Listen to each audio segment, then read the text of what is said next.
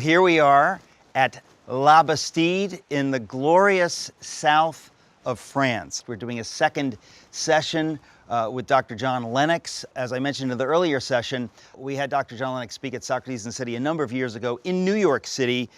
He spoke on this book, 7 Days That Divide the World, the beginning according to Genesis and Science, which I read upside down flawlessly. This is fascinating. If you haven't seen that Socrates in the City, go to socratesinthecity.com and check it out. It's extraordinary, or you may have seen it on NRB TV. In this hour, I simply want to continue the previous conversation on the question of science and God, or science and faith, with Dr. Lennox. If you don't know about Dr. Lennox, shame on you. Actually, shame on me, because it's my job to tell you. He is a professor of mathematics at the University of Oxford. I'm reading from the back of his book just to make sure I don't get this wrong. He's a fellow in mathematics and the philosophy of science. And it is science more than math, but both of them that will concern us today. He's the author of so many books. One of them, God's Undertaker, Has Science Buried God? He lectures very widely and at great length, but today we only have an hour, alas, with him, so I'd better get out of the way. Dr. Lennox, welcome to Socrates in the City. Thanks for coming. And folks, welcome to all of you to Socrates in the City at La Bastide.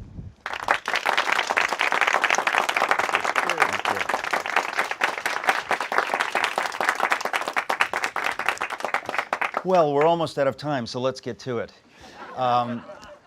Dr. Lennox, there is really too much that I want to talk to you about, so let's start with something maybe that everyone can grab onto. The basic idea that science is somehow at odds with the idea of God is at the heart of the West. It's a terrible idea. You've spent much of your life debunking this really silly, embarrassing idea that many people hold. A figure comes to mind I thought we might talk about for a moment, Dr. Stephen Hawking. I want to start with him because here's a man who seems to insist that the idea of God is inconsistent with science and reason. It's hard for me to believe that someone of that intellect would not see the deep problems with his position. It is very difficult because of the fact that Newton, who was arguably the brightest scientist who ever lived and who held the Lucasian chair, he believed in God.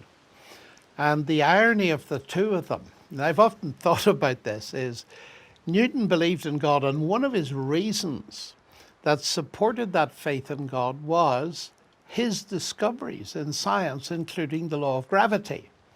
And when he discovered the law of gravity, he didn't say, now I can explain it scientifically, I don't need God. No. What he did was write the most brilliant book in the history of science, the Principia Mathematica. And at the front of it, he explicitly said, I hope this persuades thinking people to believe in a deity. So instead of saying, I've discovered the law of gravity, I don't need God, he said, what a brilliant God that did it that way. I mean, he actually wrote that in the Principia Mathematica. That's I didn't correct. know that. That's rather correct. amazing. He really sensed that there was a pathway here to God through his scientific discovery. And then the centuries go by and we come to Stephen Hawking, who, in his bestseller, A Brief History of Time, which they say is the most unread book in history. That is correct. Because everybody's got it, and everybody gets to about page 4. I've read it all, actually. But he left space for God at the end. And there's the famous statement, if we had a unifying theory of everything, which means a scientific theory to unify the 4 basic forces of nature, we would know the mind of God. But in a much more recent bestseller, which is called The Grand Design, and that's a very interesting title for him to use, which he co-authored with Leonard Mlodinow, who's the physicist behind the Star Wars films. Excuse me. There's a physicist behind the Star Wars film? Well, there was a physics advisors apparently behind that, but I don't want to go into that. No, and I don't want you to go into that. Okay.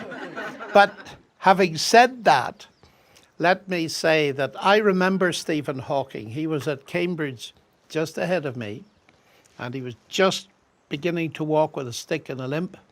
He developed motor neuron disease, and of course his whole story, he's the most famous living scientist, is a story of immense courage against supreme odds. And I have no doubt that he's a genius. He's light years ahead of me in his mathematical ability. What I query is his use of science to suggest to people that they have to choose between science and God. Now, the thing that really captivated my mind with him was I was sent a pre-production part of his book, The Grand Design. Which just came out a few years ago. Yes, and it contained this, which is his central argument, and it has to do with gravity. And it said this: because there is a law of gravity, the universe can and will create itself from nothing. Because there's a law of gravity, the universe can and will create itself from nothing. Now, when I read that, I thought, coming in? And I read it again, then I wrote a book about it.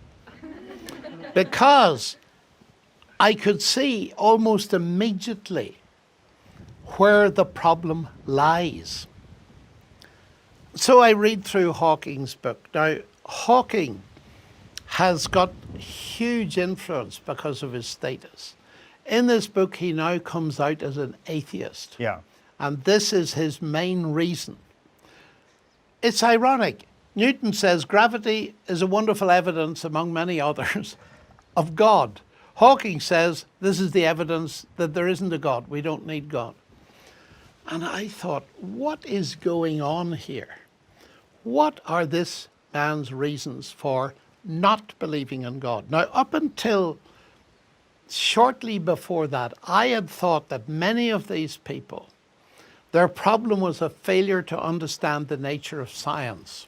I still hold that view. But what suddenly dawned on me, there's another huge reason why they say you've got to choose between science and God. And that's because they've got a false idea of God. A false idea of God. How so? Of God. Yes, because Hawking starts off by talking about the Greek gods, and we got to get rid of those before we can do science. And I agree with him. Yeah. If you think that the moon is a god, you won't study it because you might upset the god. And in that sense, science has done a good job of getting rid of those gods. Yeah. Now, when you think of those gods, what are they? They're what we now call today, technically, gods of the gaps. I don't understand lightning, so I say it's a god. So the word God is for an unknown X that explains lightning. But once I do a course on astrophysics in Oxford or somewhere else, God just disappears. So that they God posit- disappears. So God, according to their false definition, the very idea of God pushes out reason, and once reason comes in, God disappears. That's exactly right. Now, what I suddenly realized is this. They currently place the God of the Bible in the category of a Greek God. And I was up against Michael Shermer. I don't know whether you've ever come across Michael Shermer. I know of him. Editor, Skeptic magazine, in a debate in Oxford. And I think it was he. There were three people against three of us, you see. And he looked at me and said, "You are an atheist." He said that you're an atheist. I'm an atheist, and I knew what was coming, of course. "You are an atheist with respect to Zeus, Artemis, Baal," and he went on far too long because I know most of these gods. I'd come across them before. And then he said with a great grin, "We just go one God further, and we reject Jehovah, the God of the Bible." And I thought, how ignorant can a person be of the ancient gods? Because if you've done any thinking at all and read anything, which I have because I'm very interested in the ancient gods, They're the background to my book on Daniel, and they're very similar, but it's a different story. Is your book on Daniel out? Oh, yes. What's the name of that book? Against the Flow. Against the Flow. Yes. And you've just reminded me, forgive me for interrupting, but your website Is johnlennox.org. .org. Yes, and there's a lot of stuff on Veritas, a huge Yeah. amount, about 60 lectures I've given in the US, Okay, great. debates, and so on and so forth. I'm very interested in the ancient gods. And the common characteristic they have is, in all those ancient mythologies, they have a cosmogony, yes, but they also have a theogony.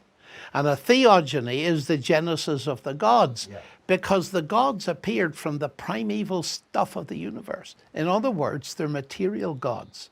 That's now again and again I have to hit pause because that's a big idea. Oh, it has not occurred to most people that if the gods of the ancient world, and I'm familiar with some of these creation myths, they came out of something. So you say, therefore, they are material That's gods. right. Let me put it an this way. extraordinary point. The world expert probably on this topic was a man called Werner Jaeger, who's a professor at Oxford, and he puts it this way. In the ancient Near East, the gods are descended from the heavens and earth. The God of the Bible created the heavens and earth. Now that's the difference. The God of the Bible doesn't belong to the category of those gods in any sense. Right. But the mistake they're making, and Hawking's making, is imagine that we think the God of the Bible is a God of the gaps. He's just put there to explain until we get a scientific explanation. Then it dawned on me, if you believe that God's like that, you have to choose between God and science. Yeah. Why? Because that's the way you've defined God.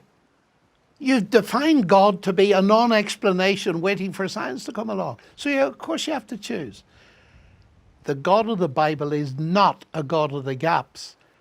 And I often say to people, have you ever read the first line of the Bible? It goes like this. In the beginning, God created the bits of the universe we don't yet understand. And they all laugh, as you do, politely, thank you very much. That's nonsense. In the beginning, God created the heavens and the earth, which is grammatically a merism. Everything he created. The bits you do understand and the bits you don't. Moreover, think about ordinary life. The more I understand about art, the more I admire the genius of a Rembrandt, not the less. The more I understand of engineering, the more I admire the genius of a Henry Ford, not the less. And going up to the universe, the more I understand of the universe, the more I admire. This is Newton, the God who did it that way. Okay, and this reminds me of C.S. Lewis, and by the way, I don't want to forget to say that you were a student of C.S. Lewis. No, I listened to some of his lectures. That close enough. Okay. You saw him lecture? I'll accept that American definition. You listened to some of his lectures. I did. I listened to the last lectures he ever gave at Cambridge in 1962. That means that you were a student of his, whether you know it or not. In the loose sense. I wasn't registered in the English faculty to study medieval and Renaissance literature. We don't care. But I'd studied it anyway. But I guess it brings up Lewis because Lewis's literature, his fiction, in some ways shines a light on theology and understanding in a way that I've never seen before. It's as though these scientific materialists are positing a finite reality and therefore have a zero-sum game view, such that rather than one thing increasing everything, or two things increasing each other, having this mutual compatibility that is glorious and leads to infinity, they are making it sound as though it's a zero-sum game, and we explain things and explain things and explain things, and the more we explain things, the more we push out God, because they believe in a finite universe, and they believe that that's all there is. They have this worldview in a sense, and the God of the Bible is infinite, is eternal. In other words, these are ideas that are incompatible with a material worldview. I'm saying too much in it, so feel free to respond or not respond. But it strikes me as you're talking about this that I just hadn't thought of that before, that they have a very, very limited zero-sum game view of the universe. Well, that's true, but what we're saying here is that they do not understand the biblical concept of God. See, Richard Dawkins, he says in one of his books that you've got scientific explanation, you've got the God explanation. They're both scientific type explanations. Right. That, to my mind, is profound misunderstanding. The God explanation is not even in the same category as the scientific explanation, and I'm going to move to that. And I said to him, much to his irritation actually on one occasion, the God you don't believe in, I don't believe in either. You know, you're tilting at a windmill, you see. And Richard Dawkins, he shows it, he reveals it in the God Delusion, where he says, and here's one of his main arguments, I couldn't believe it. I just could not believe it. If you say God created all this, you're going to have to ask who created God. And that's nonsense. And it is nonsense, but not in the way he thought. Because if you ask who created God, you're assuming God is created. Well, I don't believe in a created God. We usually call them idols, and we don't need Dawkins to tell us they don't exist. You see, he's not addressing even the question if there's an eternal God. The Bible claims God is eternal. He's not created. So his question doesn't even apply, as I pointed out to him in that debate. But then I got the sting in the tail. I said, you believe the universe created you, don't you? So let me ask you your question, which you think is valid. Who created your creator? I'm still waiting for an answer, and that's 10 years ago. Well, it's funny because when you talk about somebody saying, well, who created God, they're still staying inside the time-space cosmos. In other words, that we say that God created time and space, and so causality is in that idea, that if God created something, who created God? But that's still inside the creation. But it's actually logically very silly. I mean, I used to get it in Russia, and it used to be very funny. They'd ask me this question, or children would ask it in Britain. I never heard it from professors. But in Russia, they'd say this, and I'd say to them, these were the old days, you know, when I used to go. They'd tell me, I say, what do you believe about the universe? They say it's eternal. Oh, I said, isn't that interesting? You believe in an eternal universe, and yet your question, who created God, shows you cannot conceive of an eternal God. Why is that? How can you conceive of an eternal universe, not an eternal God? It's just totally inconsistent. I said, your problem is you can't even think there might be an eternal reality that is a person, you see.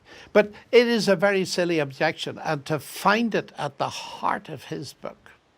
But I want to go back to the second main reason. I said Hawking and Dawkins' problem is they're dealing with the wrong concept of God by pitching God against science as an explanation. But now move to the science.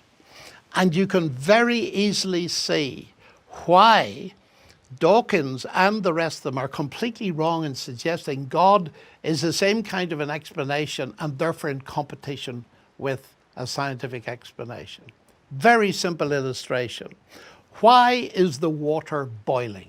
Well, it's boiling because you've got heat energy from a gas flame being conducted through the bottom of a good Irish copper kettle and agitating the molecules of water. That's why it's boiling. Is it? It's boiling because I want a cup of tea. Now, people snigger at that and so on. Rightly so, because they see I'm being foolish. That the explanation in terms of heat energy, the scientific explanation, doesn't compete with the personal explanation of my desire for a cup of tea. In other words, both are correct. Both are correct. And you do not have to push one away and say, this is the correct one. Both are It's as if correct. to say, because I can explain this in terms of heat equations and physics, John Lennox doesn't exist.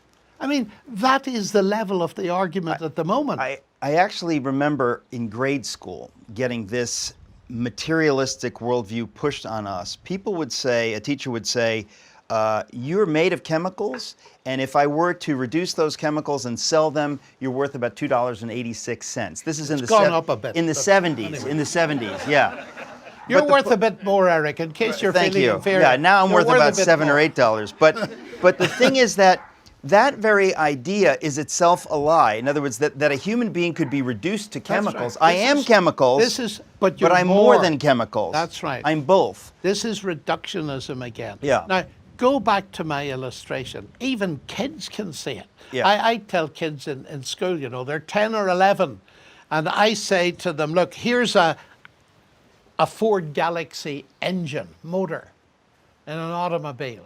Now, I want to give you two explanations for that. One is automobile engineering and physics. The other is Henry Ford. Tell me which explanation is true. But, sir, you need both. They've got it. Why cannot some of these high-powered professors see that? I think they're simply uncomfortable with the idea of God. I think they'll do anything to shy away from it because it really would blow their world to smithereens. It does. And they are frightened. And I think that they're, you know, as I hear you talk, it strikes me that they and their ilk are on the run because science increasingly makes the case for God. The more science we know, this is the irony, and I think that this wouldn't have been true 100 years ago, and so that worldview has carried on and on through the decades, but that the science of the last 40 or 50 years points us more and more to believe that there's a God. And I think that they're willfully ignorant of that, because to acknowledge, we haven't talked about the fine-tuned universe, but you couldn't know most of what we know about the fine-tuned universe 50 years ago. No. And the more we know about the universe, the more uncomfortable it makes someone who says, oh, there are plenty of planets out there with life on them, and it's inevitable that life will evolve. Well, let's come to that in 2 minutes. Yeah. The bottom line for the argument I've just given is this. And anybody can use this argument. I'm always looking, C.S. Lewis taught me this. If you can't explain your faith in God in words that people can understand, either you don't believe it or you don't understand it. That's the big slogan in front of my mind. Help people understand. Here's the bottom line. God no more competes with science as explanation of the universe than Henry Ford competes with the law of internal combustion as an explanation for the motor car engine. Anybody can understand that. We are used in life of having multi-level explanations. And the irony about the kettle boiling thing is that people have been drinking and enjoying tea for thousands of years before they understood about heat equations. It's the personal explanation, the agent explanation, that is usually the more important. Now, there's one little codicil on that. I'm passionate about science, but we need to bring it down to size. I was taught at school, some teachers were very good, some were a catastrophe. But anyway, I was taught the law of gravity. We've talked about gravity, so we might as well continue with it. But in my naive understanding and that of my teacher, the law of gravity explained gravity. I was an adult before I discovered, to my infinite surprise and delight, the law of gravity does not explain gravity. Newton didn't know what gravity was, and he said so. It's right in his famous statement, I do not make hypotheses. Non fingo hypothesi. That was, in Latin, his statement that he didn't know what gravity was. But he did know that he got a wonderful mathematical description of something that enabled you to do brilliant calculations. Now, we're in the situation, I often say to people, what is an explanation? What is the scientific explanation? And of course, the naive thing is, that's the explanation. We don't need anything else. We don't need God. I say half a minute. The law of gravity, what does it explain? Gravity? No. No. In fact, Richard Feynman will tell you, nobody knows today what gravity is. Nobody knows what energy is. This is, I remember you saying that the last time we were together. Ask a scientist who works with energy at the highest level, what is energy? the idea, I mean, to me as a layman, that scientist really has no answer. Yes. And you've said the same thing now about gravity, that we know it exists, we know about it, but somehow even the greatest scientific minds of our time don't know what it is. And the great ones will admit it. The greatest ones will admit it. But Let me pretend to be a philosopher for a second and quote Wittgenstein. It's always very impressive when you quote Wittgenstein. yes, it is. He's tremendous stuff. Wittgenstein once said, the great deception of modernism is that the laws of nature are explanations of the phenomena of nature. They are not, they're only descriptions. So the law of gravity describes what happens. Brilliant, put people on the moon using it. But it doesn't explain it.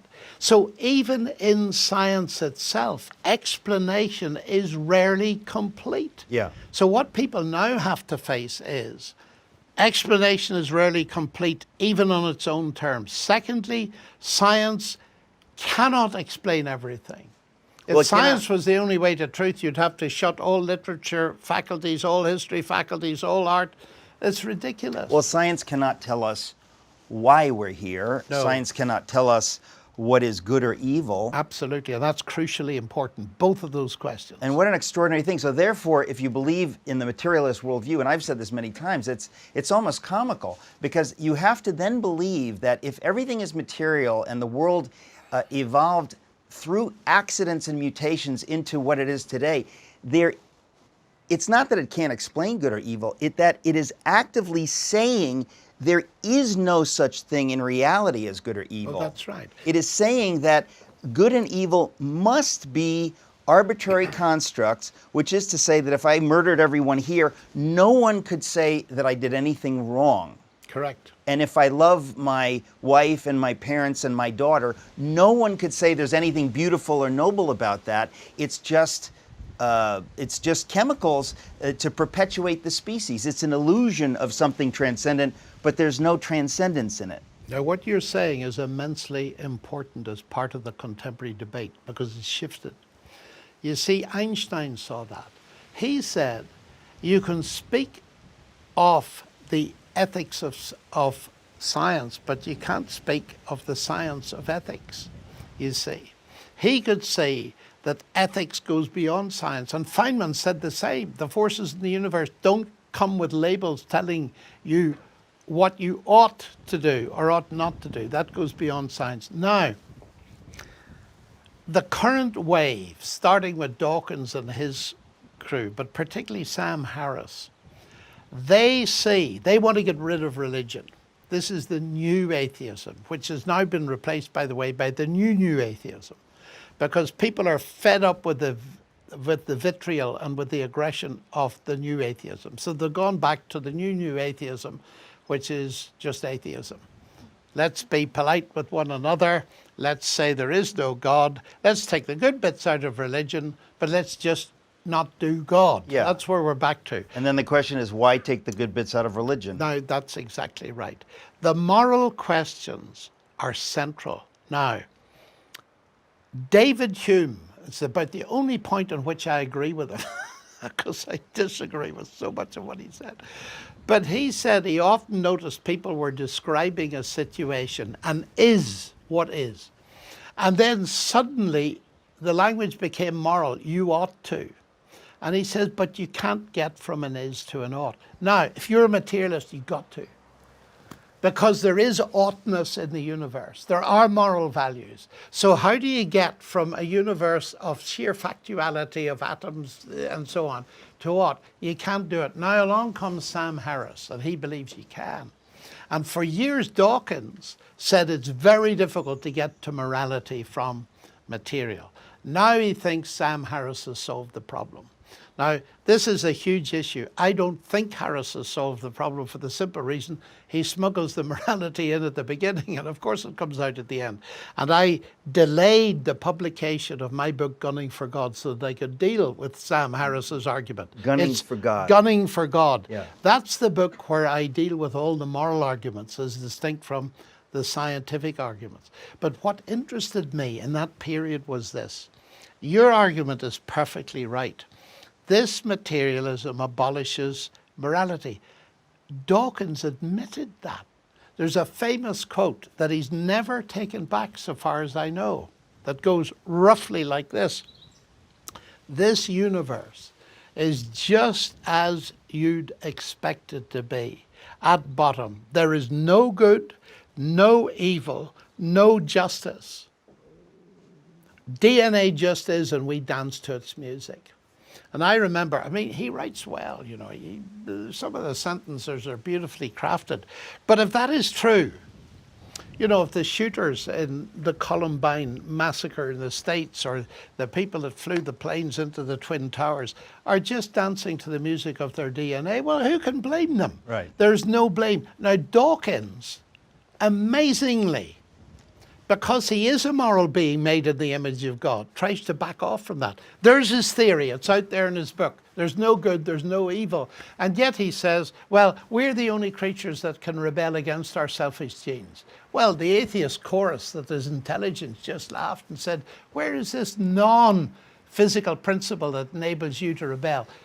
It leads to contradiction. Yeah. My view of it, put very provocatively, but I like to say it, is the trouble with materialism is not that it shoots itself in the foot. That's painful. It shoots itself in the brain. That's fatal.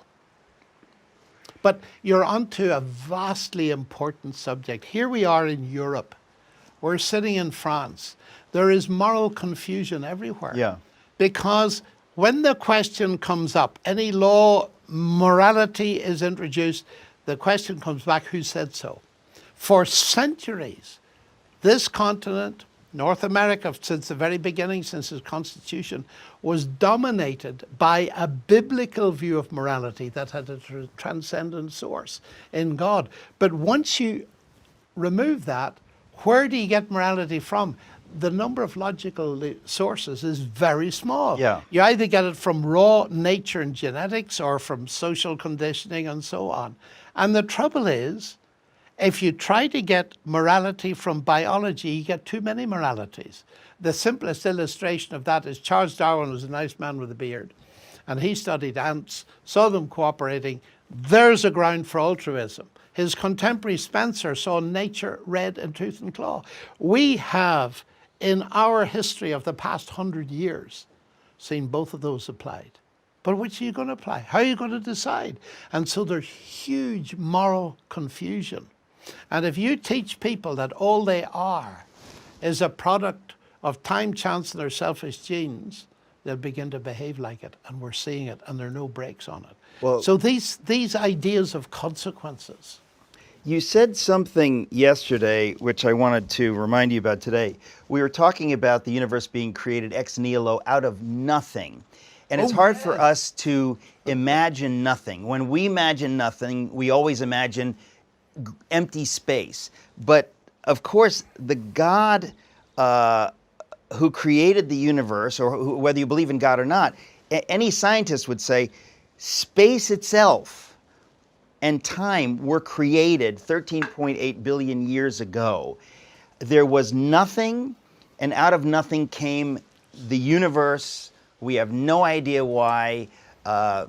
People say that it can create its Hawking, you said, says that the universe would create itself, which is ridiculous. But you made a point about the universe being created out of nothing, and I wanted to remind you about that. Yes, I'm glad you did, because I didn't complete where I started with Stephen Hawking was the shock at reading this statement. Because there is a law of gravity, the universe can and will create itself from nothing. So if it's okay, I'll go back to that statement. Yeah. And it's ridiculous, but it's triply ridiculous, which is very difficult to write a sentence that's triply ridiculous. But he's very intelligent. Yes, I see. Well, anyway, because, let me analyze it if it's not too late in the day for logic. Because there is a law of gravity, because there is something, the universe will create itself from nothing. That is a flat contradiction. Because there is something, law of gravity. Yeah. The universe will create itself from nothing. Contradiction. That wipes it out completely. In other words, gravity itself can't pre-exist in other words, isn't he assuming that gravity pre-exists the universe? He's saying something very interesting. He doesn't say because gravity exists. If he'd said because gravity exists, the universe will create itself from nothing, that would have been worse. Okay. Because gravity is something. Okay. He says because there is a law of gravity, but that's also something, but it's an abstract something. Yeah. But you see, what would gravity be what would a law of gravity mean if there was no gravity? Right. And this opens a window to something else that's heavy. utterly fascinating. It's not difficult, actually. You just think, Lewis got there first. Lewis taught me this years ago, that the laws of nature don't create anything. And because there is a law of gravity, is moving in that direction, that the law somehow creates something. Well, Lewis dealt with this brilliantly. And I can illustrate it by a lovely conversation I had, a very brief one, with Peter Atkins, who's a great atheist physical chemist, written hundreds of brilliant textbooks. He's a very good expositor. After a debate at Oxford, I wasn't debating, I was listening. I said, Peter, what created the universe? Without hesitation, he said mathematics. And I was so caught off guard, I started to laugh. And that was very embarrassing for me. And he was not pleased. He said, why are you laughing? Well, I said, Peter, do you want an honest answer? He said, yes, I do. I said, because that's the stupidest thing I think I've ever heard.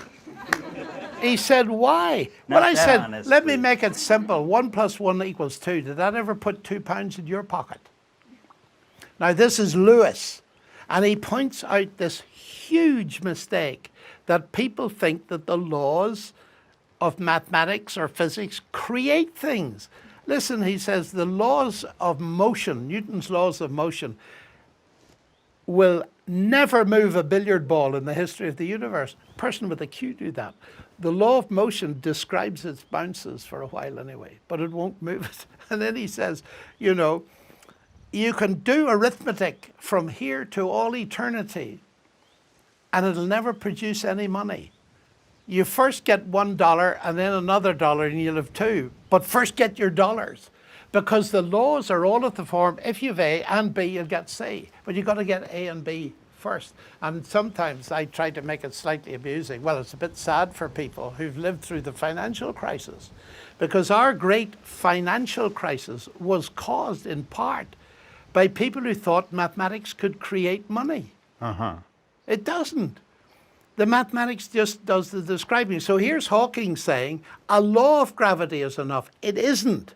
Paul Davies says the same thing more explicitly. He says, I don't like to think of a God tinkering. They always use negative put down words. Tinkering. I like to think of a clever law of mathematics doing the whole thing. Now he's talking nonsense. Well, the idea, first of all, we have to talk about what is a law of mathematics, or what is mathematics. Is that not abstract? In other words, Of course if it's abstract. we do not perceive these things in our minds And it's immaterial. and write them on a piece of paper, what is it? Yes, exactly. It's completely, you know, you almost have to ask, if there weren't a human being to perceive the math, does the math exist? Yes, that is a very interesting question. If there weren't a mind, God's mind or our mind, to perceive the math, can the math exist without our perception of it? Yes. My reaction to a lot of this is, as I said earlier, Hawking's a brilliant mathematician, utterly. But there are aspects of the nature of maths and science they simply do not understand. Now that goes on in that sense. We've now seen it's this flat contradiction, so it's false. Secondly, the idea of a law of gravity on its own doing something is false. That's the second false idea. It's also funny. Yes, it is. Now, here's the funniest idea, though, is the third part of the sentence. The universe will create itself. Well, if I say that X creates Y, roughly speaking, I'm saying something like, if you got X, you'll get Y. You're presupposing X. Yes. If I say X creates X, I'm saying, if you've got X, you've got X. You'll get X. And what does that mean? Well, this is the way I put it. It means that nonsense remains nonsense, even if Stephen Hawking writes it. Wow. Now, here is the key argument of his book.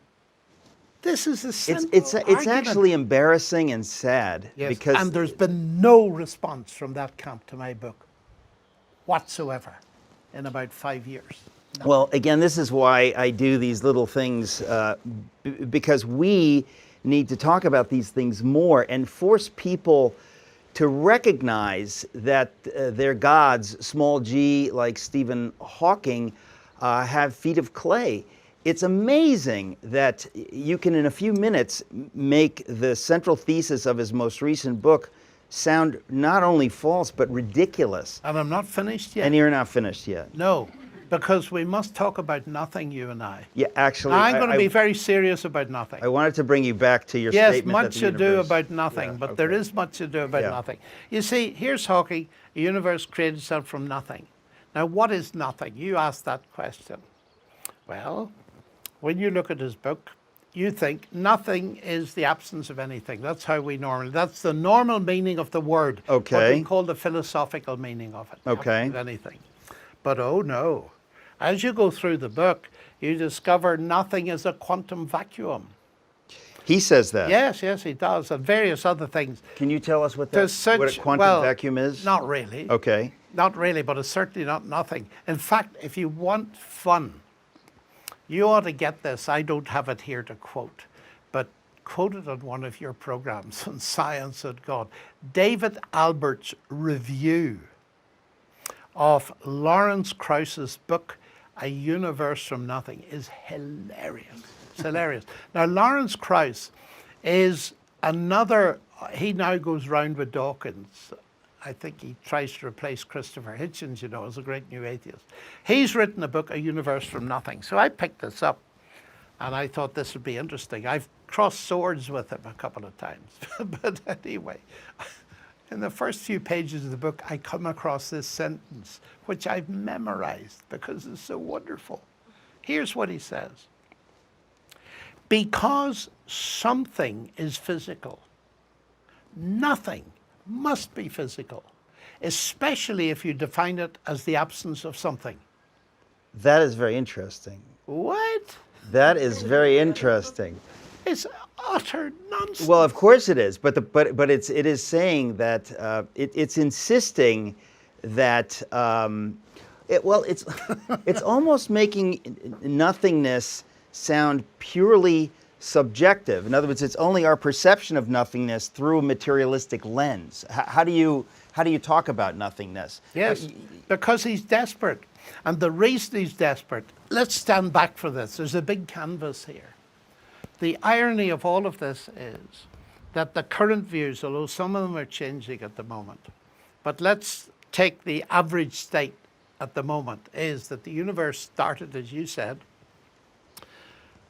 space-time started 13.45 billion years ago. And there was nothing. Nothing. Now, that means, here's the big question that Leibniz asked. Why is there something rather than nothing? Now, so long as you believe in an eternal universe, you don't have a problem. Yeah. The problem is now created. How do you get a universe from nothing? Hence all these books addressing this question, nothing. Every one I have read talks nonsense. Now, this is very interesting.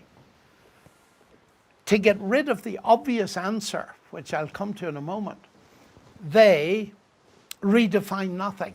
That's the way it's done. You redefine nothing. And this idea that because something is physical, nothing must be, that is just sheer nonsense. It has no meaning whatsoever.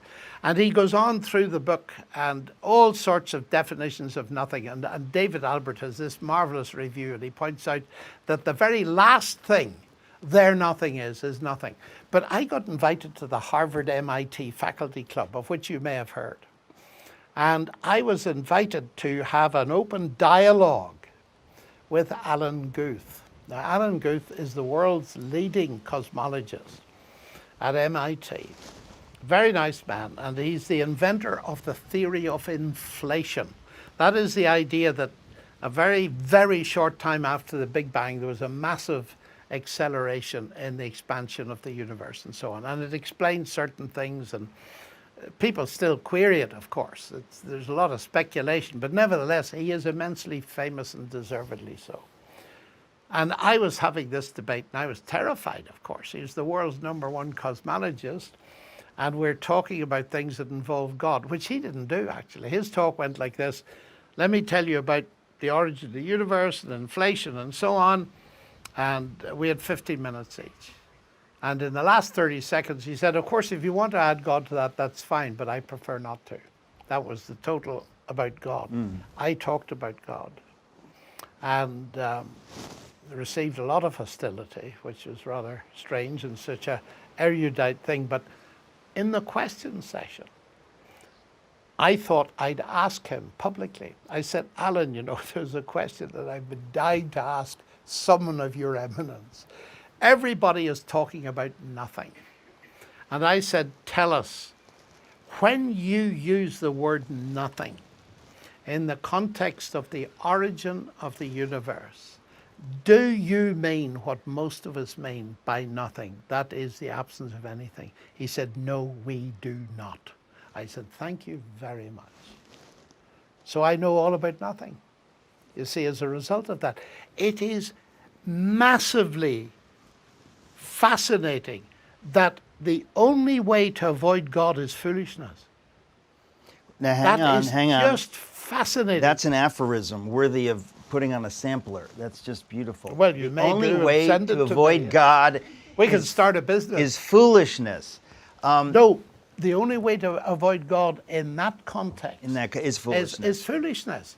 When you're dealing with the concept of nothing. But there's something I need to say here, because Christian people often say, well, what do you say? What is your answer as a Christian? And I've come to see this is important.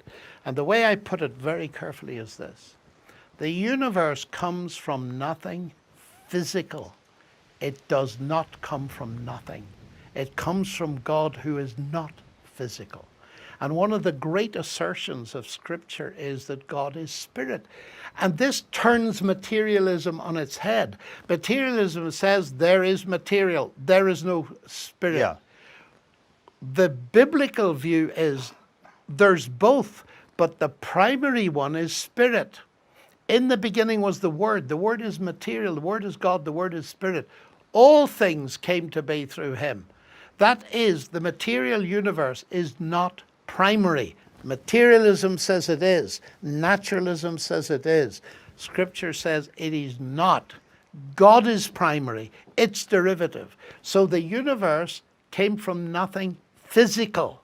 This is so fascinating. I've never heard anyone say this before. You said it last night and again now. The idea that the universe, we say the universe came from nothing. In fact, that's not true. It came from nothing physical. So if you presuppose that the only thing that is what is material, then that's true. But what's interesting is but you have no explanation. But you have no explanation, and they certainly don't. But when you're talking about the creation of the universe and the material universe, science cannot reason its way to talk about anything beyond the universe. So if there is something beyond the universe, which we know there is, science has no business talking about it positively or negatively. Now this is important, Derek. This is important because you will be challenged on that, as I have been. Yeah. And I've got a bit of an armory here to fire against this objection. This is what we call scientism, a word I have not yet used. No, it's a good word to use here because it's an important word. Scientism is the idea that science is the only way to truth. Right. Now, I pointed out that that is a contradiction because that statement doesn't come from science. One of the most helpful people I've read, who's a hero both of Richard Dawkins and of me, oddly, is Sir Peter Medawar, who wrote a book on advice for a young scientist. And he says in that book, there is nothing that brings disrepute on science more than the suggestion that science can answer every question. He said it's so obvious that science is limited. Now, he spoke as a Nobel Prize winner. It's so obvious science is limited. Why? Because it cannot answer the questions of a child. Where do I come from? Where am I going? what's the meaning of my life? We got to go beyond, and he said, the literature and so on, for an answer to that. And it's an axiom for me, this recognition that science is limited. Dawkins doesn't believe it is. Hawking doesn't believe it is. Hawking makes the most amazing statement. You'll not believe this, but Hawking, at the beginning of this book, The Grand Design, he talks about the big questions, the origin of the universe and life and all this kind of thing. And then he says this, and I think, wonderful, this great mind dealing with these questions. Then he says, these used to be questions for philosophy, but philosophy is dead.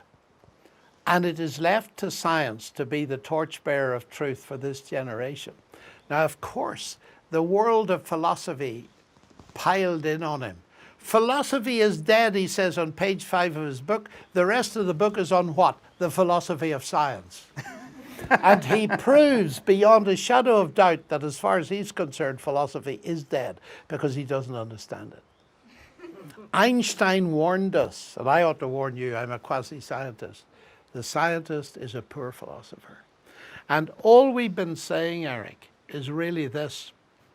I have no doubt that these people are brilliant, but it's what they do with their science that is philosophically often very naive and frequently completely false. And I suspect there'd be virtually no one in the audience watching this program who won't understand the majority of these arguments. They're not difficult, but the public isn't exposed to them. They don't know how to navigate. And so they're browbeaten into thinking, oh, science has said there's no God. My main motivation for writing my little book, which is quite easy to read, God and Stephen Hawking, whose design is it anyway? That's the title of the book. Was a young man was driving his car in Belfast, the capital city of my home tiny little country out there in the ocean. And there was a newspaper hoarding at the side of the road. Stephen Hawking says there's no God. Now this chap was a believer. He was about 20 or something. He nearly crashed his car. He said the effect of seeing that made him shake so much that he had to pull the car to the side of the road, and he stopped. And he said to himself this, if Stephen Hawking says there's no God, who am I to say there is? I wrote the book because of him. And my brother, who's a pastor, placed a little article I'd written in one of our major newspapers against this statement on the seat in the church, and that young man read it. And it restored him to faith in God. And that made it all worthwhile, you know. But it really does concern me. It even angers me, this misuse of science, when we ought to be saying, the heavens declare the glory of God. Isn't it obvious? Most people would say it's obvious. Yes, they would. And so they're denying a perception. And Dawkins says, it's terribly, terribly tempting, he writes, to believe there is a designer. Of course there is, because there is one. Hawking in his book goes even further, and he writes a couple of chapters on fine-tuning. Now, you mentioned this. I wrote quite a bit on the issue of the fine-tuned universe, most of which I stole from Dr. Hugh Ross and from Dr. John Lennox. I'd love it if you, who introduced me to some of this stuff, could talk just for a few minutes, because when people are introduced to this idea that science is pointing us increasingly to God, something inside many people says, yes, it makes sense, and something inside many people says, I hate that. I'm repulsed by the idea. But it seems clear to you that that's the case. When I was doing a debate in Oxford, I was up against one of Oxford's top philosophers. And he had the kindness to say to me, I hope you're going to use your best argument against atheism. I said, oh, well, if you tell me what it is. He said, fine-tuning. He said, if ever I were to become a theist or a Christian, it would be because of fine-tuning. And I said, that's very interesting. Well, he said, I find it very impressive. So does Stephen Hawking. In his book, he says, what has happened in the last 100 years, say, is we've discovered that the universe has to be extremely delicately balanced to have carbon-based life in it. The fundamental constants that were apparently fixed at the beginning have to be accurate to unimaginably precise tolerances. Now, Fred Hoyle, when he discovered the resonance that was necessary to produce carbon, he said, nothing shook my atheism so much as that discovery. I knew Fred Hoyle. I talked to him several times about these things. And that was only a tolerance of 1 in 100 or 5 in 100. It wasn't much, but now we're talking about tolerances and accuracies to 1 part in 10 to the power 10 to the 123. It's just unimaginable. That's Sir Roger Penrose's estimate, another atheist. So the idea is that this demands an explanation. And Hawking says in his book, this fine-tuning demands an explanation. And then he says this. He says, some prefer the old idea. This is chronological snobbery now. Yeah. If it's old, it's hopeless. It's worse than the that. old idea that there's a creator. Yeah. But I prefer, and he mentions John Polkinghorne as one who does believe in a creator as evidenced by fine-tuning. Yeah. John Polkinghorne taught me quantum mechanics at Cambridge. And then he says, but I prefer the multiverse. Which is ridiculous. And the multiverse has no evidence for it. Now, we haven't time to go into that. But the thing is, here again is the false dichotomy, God or the multiverse. But God can create as many universes as he likes, as has been pointed out. So the fine-tuning is there, and it is paralleled in Scripture. And that's interesting, because the biblical record doesn't say that God created everything at once. There was a start, there was a sequence of creation and events which had a goal. That's the Bible's version of fine-tuning. In the case of science, it's the fine-tuning is told to us by the fact that we've got life here. The Bible says the universe is finely tuned in order to have life here, made in the image of God. Now, that's a huge, big story. But I feel it is part of the evidence that points right in the direction of, in the beginning was the Word, all things came to be through him. So let's end with the beginning. John Lennox, it is really very frustrating only to have 2 hours speaking with you. It is so delightful, but because of the practicalities of this format, we have to end there. But I'm so grateful to you that I can hardly tell you. I'm so grateful to Larry Taunton and the Fixed Point Foundation. I'm so grateful to all of you for being our audience. And let me ask you to do one final thing, if I could. Give a hearty Socrates in the south of France thank you to our special guest, Dr. John Lennox. Thank you very much. Very good.